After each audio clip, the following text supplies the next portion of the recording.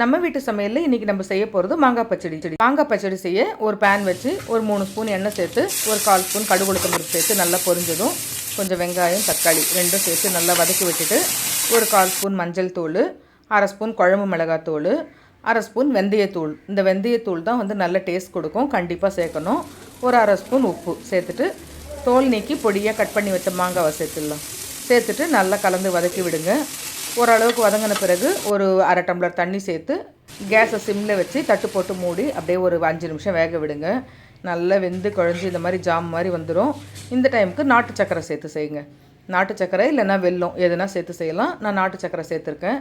நாட்டு சக்கரை சேர்த்தா இந்த மாதிரி கொஞ்சம் கருப்பாக வரும், வெல்லம் சேர்த்தா ப்ரௌன் கலரில் வரும். கொஞ்சம் நேரம் கலக்கி விட்டிங்கன்னா அப்படியே ஜாம் மாதிரி மாங்காய் பச்சடி சூப்பராக தயாராகிடுச்சு.